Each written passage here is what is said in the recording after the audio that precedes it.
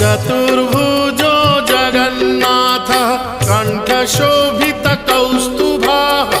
पद्मनाभो देवगर्भश्चन्द्रसूर्यविलोकनः